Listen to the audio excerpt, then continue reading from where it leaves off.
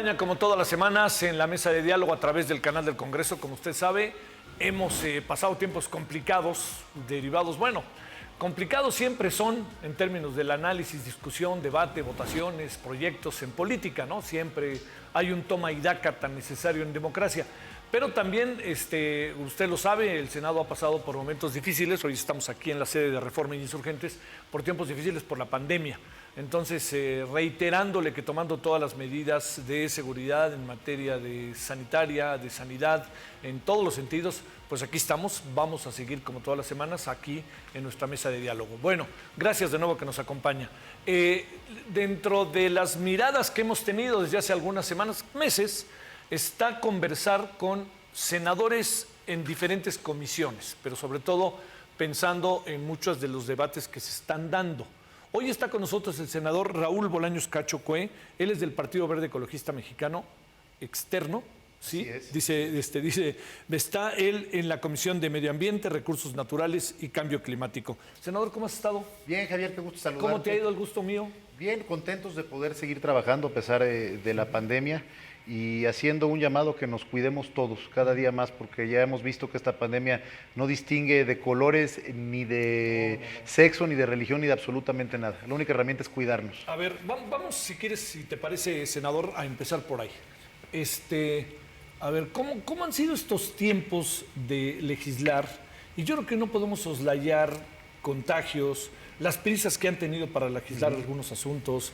Algunos hablan de la maquinaria que acaban echando en alianza con ustedes, Morena. A ver, ¿cómo ha sido este tiempo desde la perspectiva del cuidado, de la coronavirus? En fin, hasta diría yo, si me permites, perdón, senador, hasta una autocrítica te lo plantearía. Mira, primero te diría que no existe un manual que nos diga cómo reaccionar ante una pandemia como la que hemos vivido. Han sido tiempos en los que nos hemos tenido que adecuar a nuevas circunstancias, entendiendo que la labor legislativa es un tema prioritario y que tenemos que seguir trabajando por México, adecuándonos a estas circunstancias. Pero yo creo que lo más importante que nos debería de hacer reflexionar a todos es que una pandemia como estas, que no ha distinguido de edades, de sexo, de religión, ni de clase social, implica que nosotros debemos de pensar en estar unidos, en trabajar de manera conjunta en todos los sectores de la sociedad.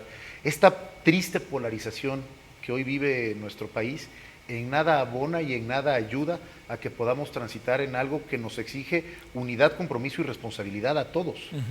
Bueno, eso quiere decir que van a seguir, todo indica que la pandemia seguirá un buen rato, como dicen algunos. Rafael Nadal, el tenista, dice, mientras no haya vacuna, nadie puede estar tranquilo.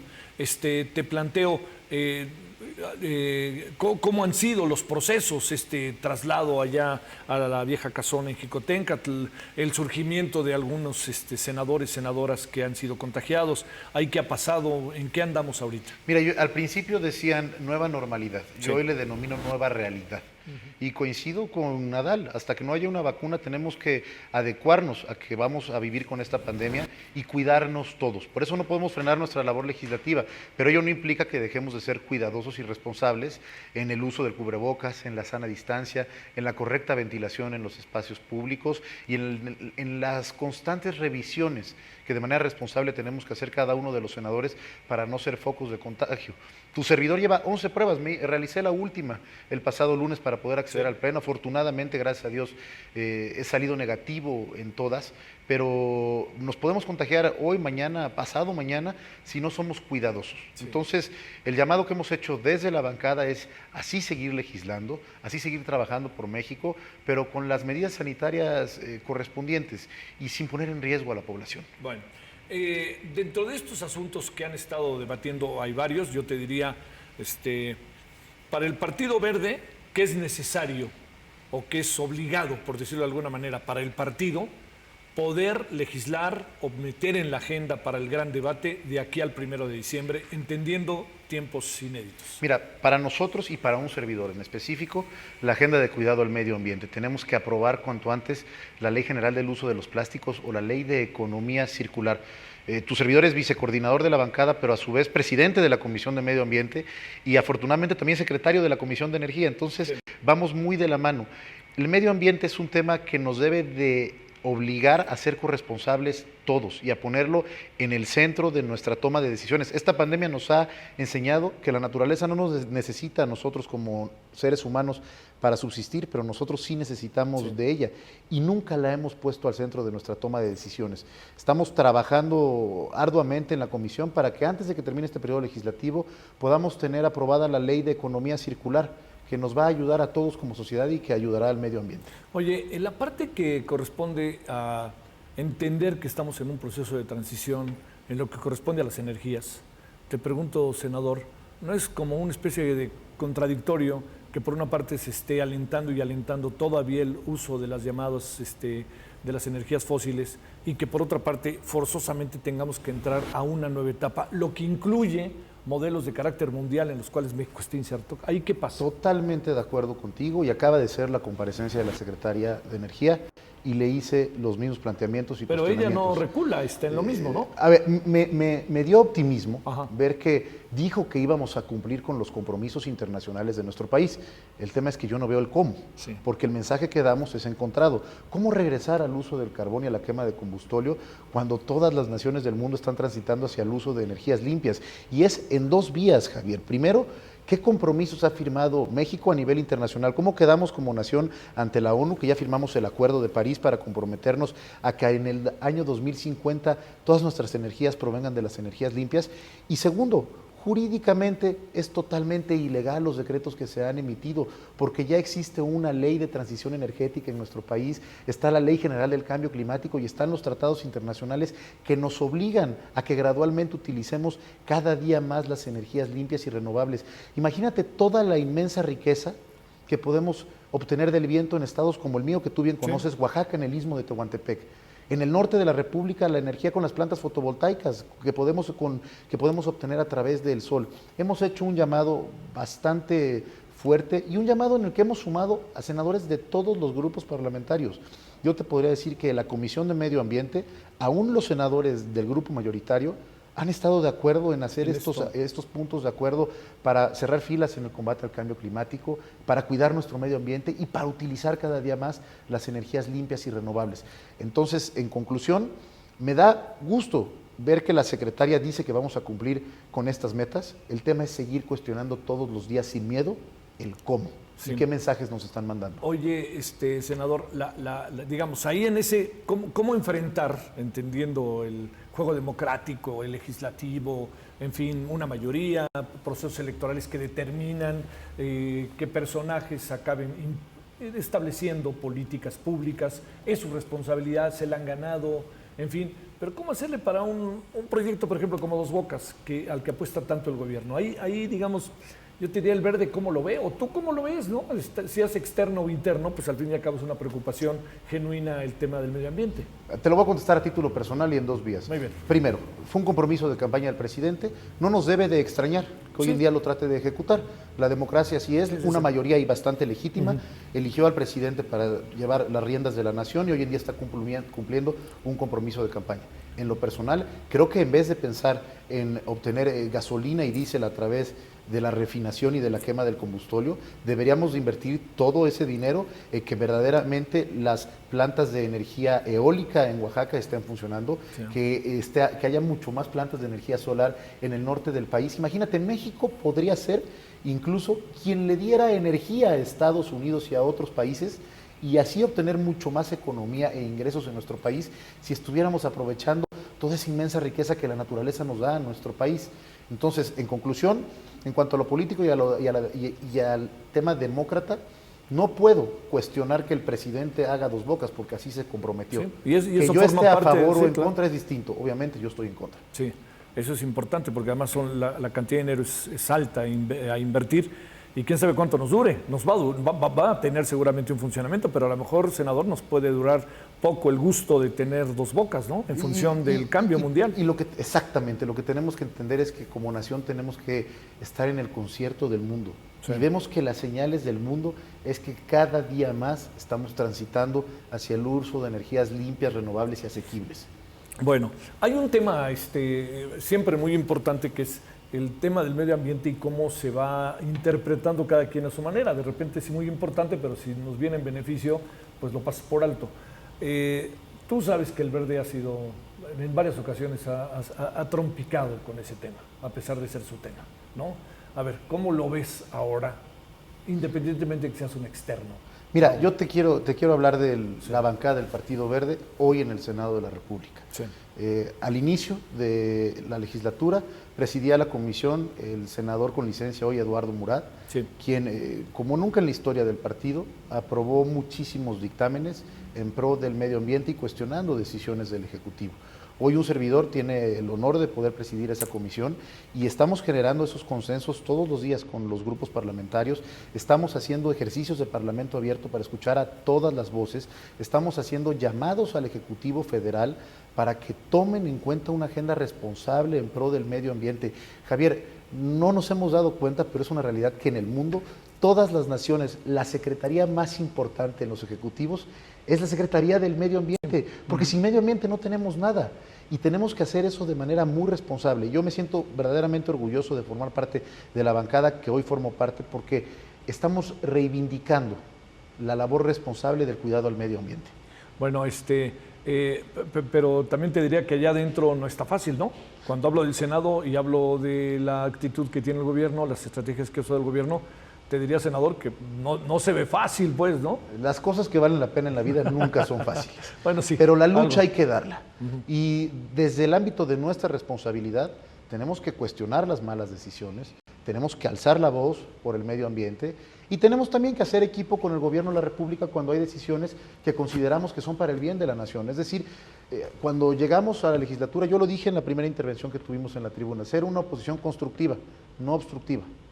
Sí. Ser aliados del gobierno porque sí queremos que le vaya bien al presidente de la República en las propuestas que son viables y que son buenas para México, pero tampoco quedarnos sumisos y callados ante las cosas que también estamos viendo que van mal, como el tema de las energías renovables. Sí, ese es un tema, ¿no? Senador, es un tema enorme porque es, a ver, déjame plantearte para cerrar, ¿no?, el tema en esta etapa de la conversación. Te diría, bajo el supuesto, todo es posible, estamos todavía sin conocer el resultado en las elecciones de Estados Unidos, pareciera que el triunfo de uno u otro va a ser muy importante en esta materia de medio ambiente, lo que incluye a México. ¿Ahí qué alcanzas a apreciar? El radicalismo de cada una de las posiciones. Ajá. Desde el gobierno demócrata de Obama, que fue promotor del Acuerdo de París, Obama se volvió un parteaguas a nivel mundial de la lucha del cambio climático y además una figura emblemática de los demócratas en Estados Unidos es Al Gore, quien hoy en día es un líder mundial en el tema del cambio climático. Y la total oposición de Donald Trump en el lado republicano a poner en el centro de sus decisiones el tema del cambio climático. Él incluso públicamente ha dicho que no cree en el cambio climático. Entonces eso va a ser un fiel de la balanza, porque si llegan los demócratas vamos a ver en nuestro vecino del norte que la agenda del medio ambiente sí va a estar impuesta desde el centro de la toma de decisiones públicas en Estados Unidos. ¿Qué nos pasará a nosotros bajo ese supuesto? Porque hay muchas cosas que tenemos muy pendientes y que seguramente en el propio Tratado de Libre Comercio, el TEMEC, van a meter el acelerador. Digamos que tienen elementos para hacerlo en el marco de los acuerdos. Déjame te contesto primero como abogado y como mexicano. Venga. No podemos permitir que la implementación de políticas públicas en Estados Unidos adecúen nuestra instrumentación de políticas públicas en México. Pero lo que sí debe de suceder, Javier, es que nosotros tenemos que cumplir nuestros compromisos internacionales ya asignados. Perdón que sea tan reiterativo, pero México está comprometido ante los países del mundo desde 2015, cuando firmamos el Acuerdo de París. Sí. Entonces tenemos que, cada decisión que se tome desde el Ejecutivo tiene que traer la conciencia y la responsabilidad de que estamos obligados ya por la ley a cumplir con los compromisos que hemos hecho ante el mundo. Pero digamos, te planteo para cerrar esta parte, ¿te gusta la agenda de Biden en esta materia? Me gusta la agenda de Biden en esta materia, por supuesto que sí. ¿Sí? Sí. ¿Estaremos en posibilidad de cumplirla?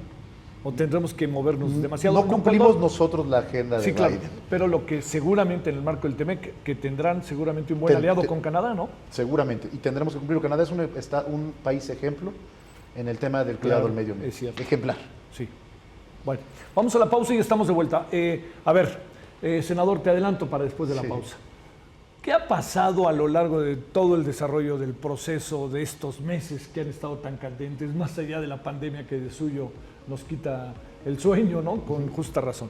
A ver, fideicomisos, ¿qué piensas? ¿Cómo ves este asunto? El tema del presupuesto y un asunto que ha ido creciendo, que es el de la confrontación de la llamada Alianza Federalista y Palacio Nacional. Bueno, vamos a la pausa y regresamos con el senador para que nos dé sus opiniones sobre estos temas.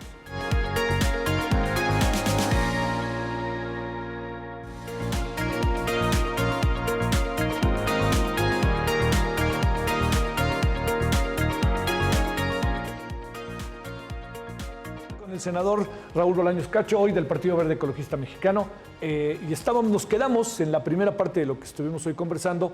Tiene que ver con el tema medio ambiente, que diría, hay una mirada muy interesante, pienso, de lo que piensa el senador respecto a este tema, sobre todo de lo que se ha visto como una constante, el tema de las energías fósiles, el tema del orden mundial, todo esto que tiene que ver con asuntos que uno diría que por principio un partido como el Verde los debe de tener en su agenda bien asentados. Bueno, eso fue la primera parte. En esta segunda parte, empecemos, senador, y te planteo.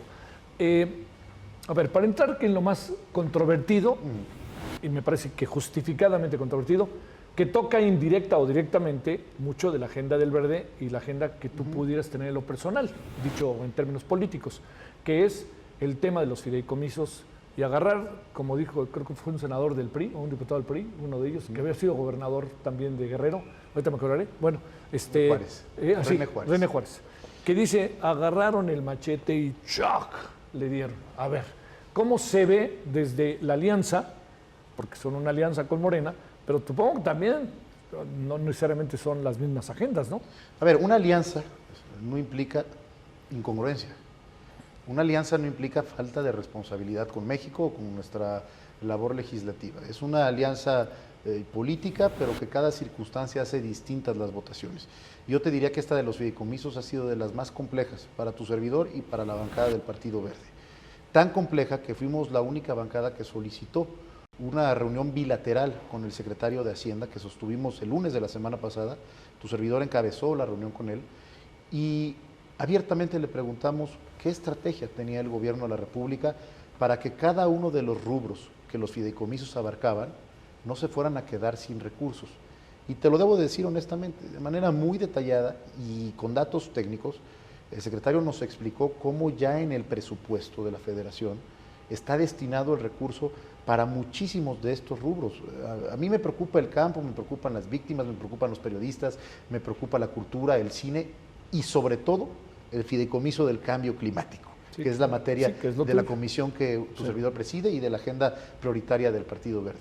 Cuando nos desglosó cada uno de estos rubros y nos dimos cuenta que lo único que cambiaba era la figura jurídica, es decir, se sustituía el fideicomiso para hacerla una figura dentro de la Administración Pública Federal y que si el dinero no se gastaba, regresara al presupuesto de la Federación y que incluso ese dinero pudiera ser observado por la Auditoría Superior de la Federación, nos dio tranquilidad de que los recursos ahí seguían. Solo hay un fideicomiso en el cual yo presenté una reserva que sí me preocupó mucho y lo platiqué con el secretario de Hacienda, el del cambio climático, y él coincidió conmigo. ¿Por qué, Javier? El fideicomiso del cambio climático es el único fideicomiso que realmente recibe al año donaciones de empresas o de países para el combate al cambio climático. Hay un fondo verde hoy en el mundo en el que los países las primeras potencias le donan anualmente a países como México para que puedan implementar políticas públicas de combate al cambio climático.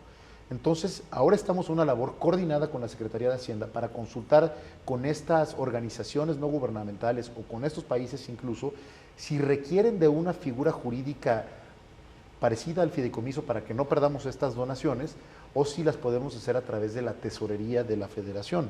El secretario de Hacienda, y lo digo abiertamente y públicamente, se comprometió con nosotros a que en caso de que fuera a través de un fideicomiso, él mismo plantearía al Ejecutivo la creación del fideicomiso para el cambio climático, porque él está consciente de que necesitamos ese recurso y que verdaderamente cada año llegaba a través de este fideicomiso. A ver, senador, aquí hay, digamos, sobre el tema, digamos, yo creo que hay algunas cosas que todavía no, son cabos sueltos, ¿no? Pues me da la impresión porque todavía no alcanzamos a saber del todo, ¿no? Cómo se va a pasar de acá para acá y de acá. Originalmente se dijo, el dinero va al sistema de salud. Entonces, ¿de dónde sale el dinero para lo otro que formaba parte de los fideicomisos? Y agrego, los fideicomisos eran autofinanciables en muchos casos. Y además rentables, quizás para decirlo de manera más clara. Y además hay otra variable, Raúl, que es el hecho de que son fideicomisos que también se desarrollaban a través de inversión privada. A ver, toda esta parte que creo que generó también como una especie de galimatías de carácter estratégico económico, ¿dónde queda o cómo la ves en tu voto, en tu conciencia? Cuando estaba ahí no sabías si no, ya sabes, lo entiendo, pues. Es un asunto de complejidades, es un asunto que no es tan fácil de blanco o negro, ¿no? Y tienes que tomar decisiones responsables e informadas. Sí, claro. Yo de arranque, yo de arranque, y te lo debo de confesar, de arranque yo iba en contra, mi voto era en contra. Sí. ¿Por qué? Porque mediáticamente pareciera que desaparecía el recurso para todos estos rubros. Por eso solicitamos la reunión con el secretario de Hacienda, sí, para que hubiera un voto informado. Entonces, a ver, se ahorra recurso, hay más dinero para el tema de salud, pero el piso prioritario para atender a los distintos rubros sigue y está en el presupuesto de la Federación. Y en el tema de los fideicomisos que recibían recursos de la iniciativa privada, retomo lo que mencionaba hace unos minutos, el único que verdaderamente recibía recursos de la iniciativa privada era el del cambio climático. Los otros eran autosustentables, pero con dinero de la Federación. Y en muchos de esos casos, sí hay que decirlo, había muchísimo dinero que no sabíamos cómo se estaba comprobando. Una de las cosas que me gusta de esta nueva estrategia, lo debo de decir, es que pueden ser observados por la Auditoría Superior de la Federación. Sí. Ahora, lo que sí es que en algunos casos, a ver, pienso ahorita en algo que seguramente supongo que también conoces algo de ello, que es el tema del cine. Sí.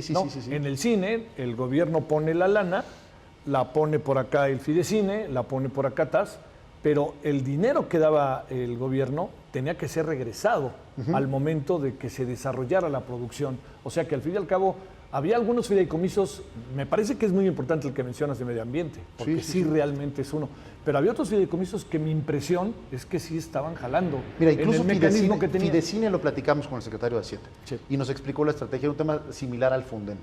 Él nos decía, ¿por qué el del cine es distinto? Lo acabas de mencionar tú. Porque el dinero se regresaba hasta en tanto la producción estuviera lista. Entonces, tuvimos que hacer un nuevo camino jurídico que técnicamente es interesante escuchar a los de Hacienda, que a través del presupuesto de la Federación hay una excepción a la ley y a la regla para que después del tiempo de que la producción se haya hecho, el dinero pueda regresar. O sea, sí está previsto, sí tiene un camino que técnicamente...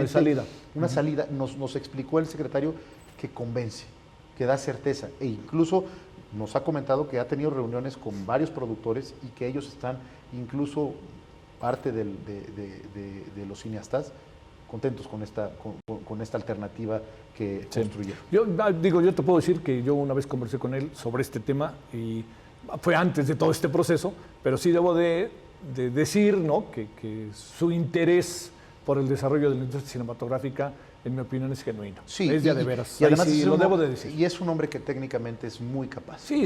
Da certeza cuando escuchas a un funcionario que con hechos y datos te explica los cuestionamientos. Bueno, además aguantar 2 o 3 contradicciones del presidente no es nada fácil, ¿no? Bueno, siempre todos tenemos jefes complicados. Bueno, oye, a ver, déjame plantearte otro de los elementos. A ver, ¿por dónde dirigir el tema del presupuesto? Yo entiendo que aquí también es otro tema muy complicado, pero ¿dónde lo colocamos, digamos, en términos de dar la impresión de que te avientan la maquinaria? Una maquinaria que tú indirectamente conociste, ¿no? La maquinaria del PRI, ¿cómo era, senador? Voy derecho y no me quito.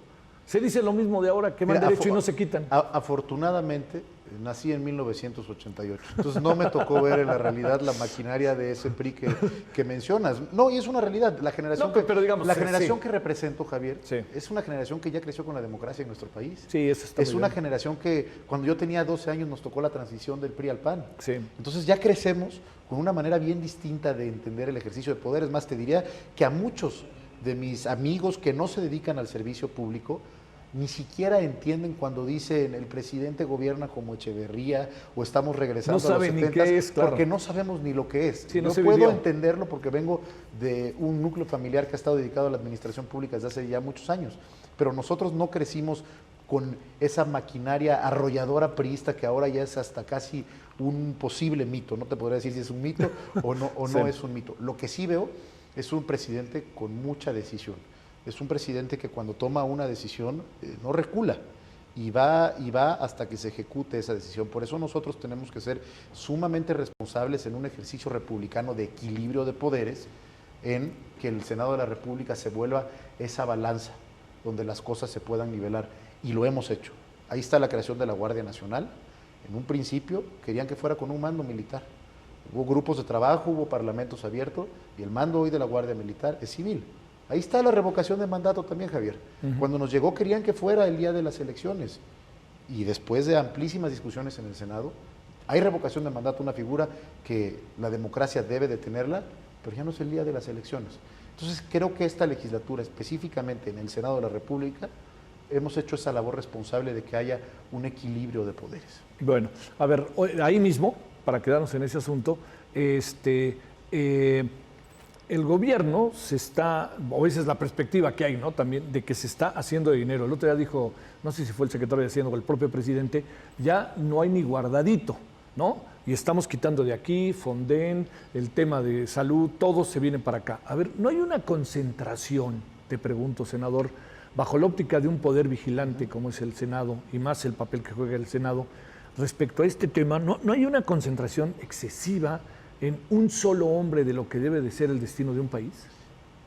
Creo que la legítima confianza que le dieron los ciudadanos eso es muy importante, es un punto de partida. Al presidente, hacen que la figura presidencial sea mucho más, llamémosle, gigantesca, porque pareciera que es aplanadora. En la realidad, retomo lo que dije hace unos minutos, ha habido equilibrio de poderes y ha habido momentos en los que el poder legislativo ha dado muestras de que estamos en un sistema totalmente republicano. Y ahora en el tema del ejercicio de los recursos. Otro gallo hubiera cantado, si me hubieras hecho esa pregunta, sin la pandemia. Ahí sí te diría, estamos mandando muchos recursos al Ejecutivo, estamos destinándole demasiados recursos al Ejecutivo, pero hoy en día dando un voto de confianza, así hubiera gobernado el PAN, el Partido Verde, Movimiento Ciudadano, el PRD o el PRI, yo estaría de acuerdo en que estuviéramos dotando de recursos a la Federación para atender una emergencia como la que estamos teniendo hoy en día. ¿Por qué? Porque primero tenemos que atender la crisis de salud, pero después, ¿qué va a pasar con los pequeños empresarios? ¿Qué va a pasar con la economía? La crisis económica es la más compleja y apenas estamos comenzando a enfrentarla. No te hablo de los grandes empresarios, te hablo de los dueños de la miscelánea, claro, que son, en un estado como Oaxaca, los dueños de esas misceláneas son los generadores de economía en sus municipios, son los ricos del municipio. ¿Qué va a pasar con ellos? ¿Qué va a pasar con los emprendedores? ¿Qué va a pasar con las pequeñas y medianas empresas que apenas estaban creciendo y que viene esta pandemia y frena la economía? El gobierno debe dar alguna alternativa. Y nosotros, como partido no gobernante, no podemos estar escatimando y no darle esas herramientas al gobierno federal. Bueno, a ver, de estas cosas que han pasado, antes de irnos a la última pausa, ¿qué piensas? Teniendo cerca todo lo que tiene que ver con medios de comunicación, opinión pública, habiendo estado en cargos públicos, de esta muy compleja relación que se ha establecido entre medios de comunicación y Palacio Nacional y el presidente. ¿Ahí qué piensas? A ver, creo que el presidente ha cambiado el paradigma del entendimiento de la comunicación.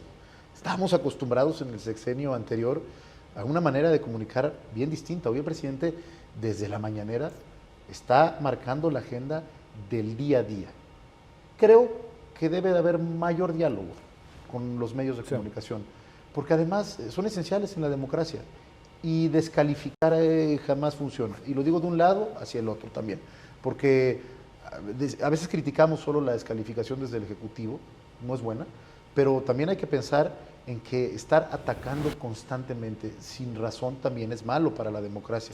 Es decir, tiene que haber un ejercicio de diálogo permanente entre medios de comunicación y gobernantes. Bueno, a ver, vamos a la pausa y ya cerramos con algo que tú conoces, no te hagas, de dentro. O sea, has trabajado con gobernadores, en fin, a ver, ¿qué supones que está pasando? Más allá de dimes y diretes entre la Alianza Federalista y los que se quedan callados, que también seguramente han de sufrir consecuencias, y la relación con el presidente. De acuerdo. ¿Sale? Hablemos de ello para cerrar. ¿Sale? Listos. Bueno, vamos a la pausa y estamos de vuelta.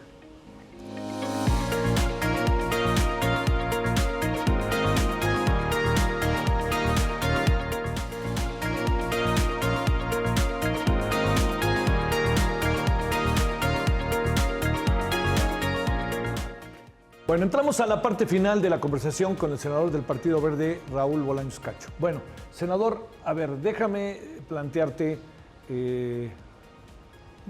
a ver, veámoslo como en dos momentos. Primero veamos los términos generales. Muchos de los gobernadores de la Alianza Federalista dicen, nosotros no dicen nada pues, porque quieren llevar la fiesta en paz, así de fácil. A ver, ¿qué pasa en esa relación que tú viviste de cerca en dos administraciones, las conoces, entre el Ejecutivo, esto que llamamos Pacto Federal, y los gobernadores? Gobernadores ricos y pobres, gobiernos ricos y pobres, si es que hay gobiernos ricos en este país. Pero me refiero a estados, estoy pensando con un Producto Interno Bruto, los del Bajío, cómo han crecido, el propio Nuevo León, en algún sentido Baja California, en fin, ¿no? Sonora, etcétera. A ver, creo que primero hay que entender, sí hay que revisar el pacto federal y fiscal, pero para que todos los estados de la República estén bajo las mismas circunstancias. ¿Qué es lo que yo veo que está sucediendo hoy en día? El presidente volteó a ver al sureste. Sí. El norte es una región del país bastante próspera que durante muchos sexenios se le apostó al desarrollo económico por la cercanía con Estados Unidos. A partir de la llegada al gobierno del PAN, desde mi perspectiva, el bajío de nuestro país se desarrolló impresionantemente. Estados como Querétaro crecen al 9% al año. Son ejemplos. Guanajuato, ¿no? Guanajuato, Querétaro, San Luis Potosí, sí. Aguascalientes, es impresionante y nos da gusto que nuestros paisanos del Bajío y del Norte estén creciendo en ese ritmo, pero no se había volteado a ver al sureste.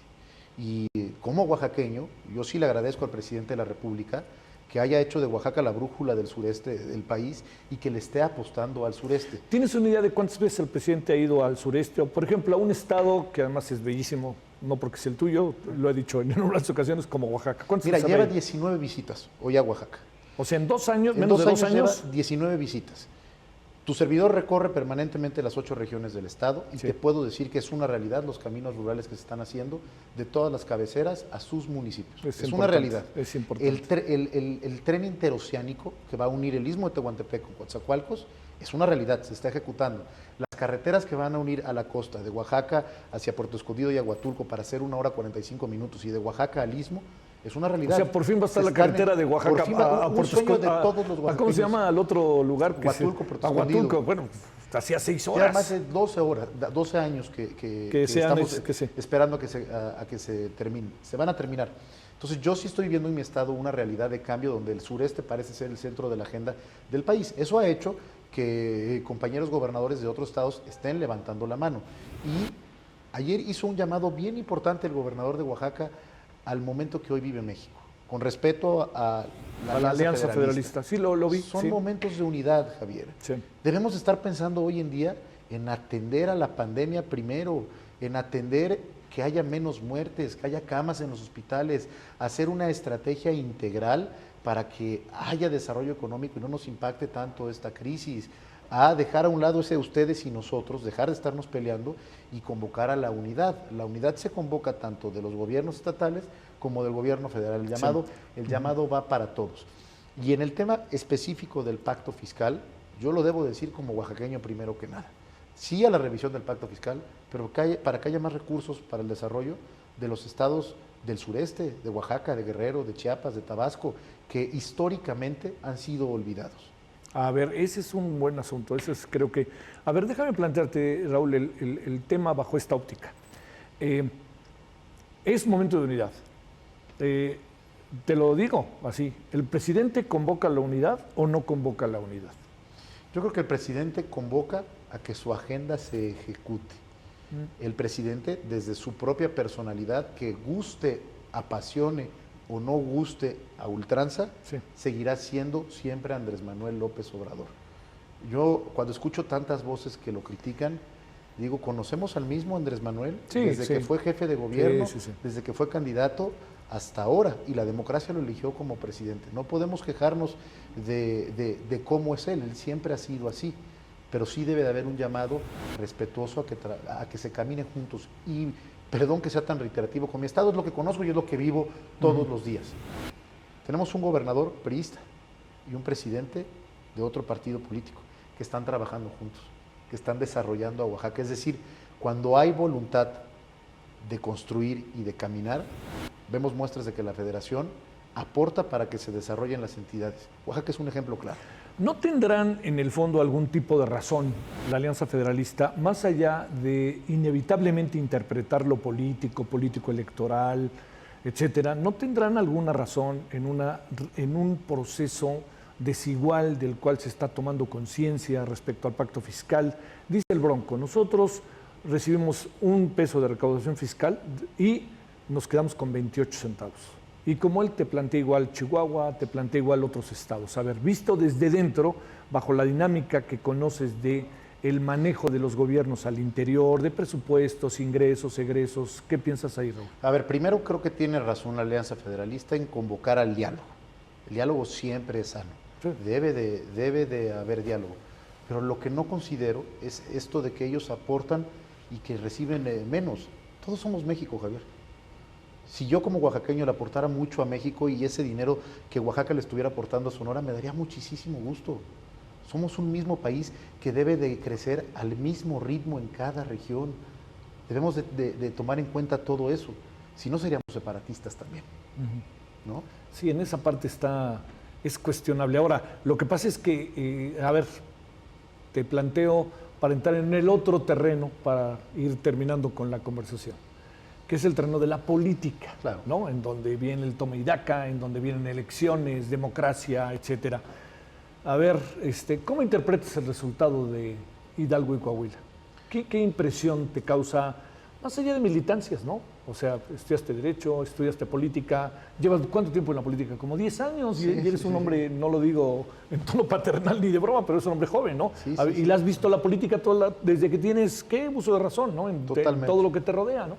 A ver, ¿qué creo? La primera conclusión es que Morena vive y subsiste aún por Andrés Manuel López Obrador. Y que quienes ganaron municipios, diputaciones locales, federales, incluso senadurías en el 2018 vía Morena, deben de estar a la altura de su presidente, porque estas elecciones deben de hacer reflexionar al partido político Morena, que no es lo mismo competir con la figura de Andrés Manuel que competir sin él. Te reafirma que el PRI es un partido que sabe ganar elecciones, que tiene un presidente de partido que entiende de elecciones y que sabe trabajar desde las casillas y las secciones electorales hasta ganar en las urnas. Entonces es una reflexión que Morena debe de hacer y que tiene que tener mucha claridad. Y otra reflexión, ya estoy haciéndolo casi como panelista, ¿no? ¿Qué pasa con la oposición?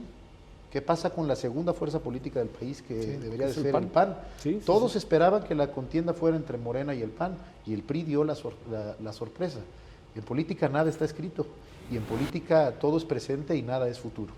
Sí, bueno, además como dicen este dicho que se repite y se repite, que me parece muy bueno, nunca ganas para siempre ni pierdes para siempre. Claro. A ver, déjame plantearte algo sobre el partido en el cual entiendo que eres externo. Sí. Da la impresión de que el partido es veleidoso. Da la impresión, y tú, yo sé que lo sabes y lo has escuchado, estaban con Fox, estaban con Salinas, estaban con Peña Nieto, hoy están con Morena, mañana con quién, o sea, ¿dónde está esa especie como de columna vertebral que siempre los tenga como bajo principios comunes, etcétera? Ahí que alcanzas a ver, pues ahora sí te lo planteo, Raúl, no te digo, dímelo desde fuera para darles con todo, no, sino más bien dímelo desde fuera, también estando dentro, ¿qué es lo que pasa con ese partido? Creo que es la gran oportunidad del Partido Verde hoy en día de aprovechar la agenda que por su nombre es la agenda del mundo. Es la gran oportunidad del Partido Verde de decir, estamos a favor de la democracia, por eso hacemos alianza con un gobierno que es democráticamente electo, pero también sabemos ser oposición en los temas que no ayudan a la nación y que no benefician a la gente. Es el momento en el que el Partido Verde sea la verdadera voz verde dentro del país. Cuando digo voz verde dentro del país, es que ponga en la brújula de las decisiones de política pública lo que nos permite vivir y platicar como estamos platicando hoy tú y yo, que es el medio ambiente. Hoy en los países de primer mundo, los partidos que tienen la agenda más progresista, más innovadora y que además han hecho suya la generación que yo represento, que son los jóvenes, son los partidos verdes, los partidos que traen al medio ambiente en el centro. Entonces, como te dije hace unos momentos, la política es presente, no futuro, pero tampoco pasado. Sí. Prefiero hablar del presente del Verde y de la gran ¿Y oportunidad si va que por ahí o tenemos sigue hacia el siendo, futuro. como dicen, franquicia? Yo la veo desde el Senado de la República, desde la presidencia de la Comisión de Medio Ambiente y desde el trabajo que tu servidor y mis compañeros hacemos en el Senado, estamos luchando por ello. A ver, para cerrar, ¿qué piensas? Digamos, entiendo que falta mucho, parece que falta poco, pero realmente falta mucho en términos de los muchos manejos que puede haber. ¿Hacia dónde vamos en el 2021? ¿Tú qué alcanzas a apreciar? Digamos, el presidente no va a estar en la boleta, Morena trae broncas internas, el PRI como que respira un poco, el PAN va a tratar de arreglarse, entonces vamos a da la impresión de que a lo mejor circunstancias distintas de entrada porque no está el presidente en la boleta. ¿Qué alcanzas a ver? Primero, que va a cambiar totalmente el mapa político del país con las gubernaturas que se eligen. Eso nos permitirá Sí, claro, ver ese es la cierto. composición. Oaxaca 2022.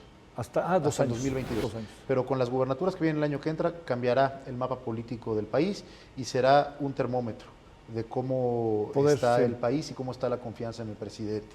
Después, bien importante, Javier, la composición de San Lázaro.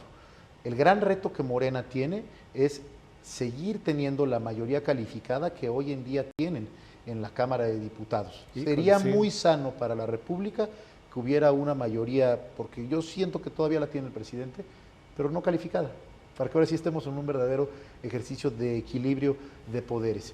Y tercero, las presidencias municipales, Javier. Ahí está, claro. Donde la ciudadanía verdaderamente resiente los malos gobiernos es en sus municipios, en los baches en las calles, en la inseguridad, en el alumbrado público. Ahí está la verdadera prueba de fuego de quienes ganaron en el 2018 y ahí es una verdadera ventana de oportunidad para la oposición si hacen propuestas responsables con candidatos serios y con experiencia para reivindicarse en el panorama político del país. ¿No lanzas pronóstico de lo que pueda pasar? No, la moneda está en el aire. Sí, ¿verdad? Sí, está más de lo que parece, totalmente. ¿no? Pero bueno, Morena tiene mayoría y tiene... y el presidente tiene mucha confianza en la ciudadanía. Sí, claro. Bueno, y bajo esta perspectiva, pues supongo que quizás lo que no pasa en el norte, quizá respecto a la imagen del presidente en el sur, pues presumo que es otra cosa, ¿no? Es radicalmente distinto. Yo lo vivo día a día. Sí. Y además, sustentado en acciones, Sí, lo debo de decir. No, esto que cuentas del desarrollo de Oaxaca, pues, espérame, ¿qué más quisiéramos que un estado tan emblemático para el país tenga esa dinámica, ¿no? Claro, y como oaxaqueño es responsable decirlo también. ¿Y te interesa ser gobernador? Me interesa hacer una gran agenda en el Senado de la República. Bueno, gracias, Raúl. Gracias, muchas gracias. Javier. Bueno, gracias. Gracias en nombre de todos aquí a través del canal del Congreso. Nos vemos en nuestra mesa de diálogo de la próxima semana. Pásela bien. Adiós.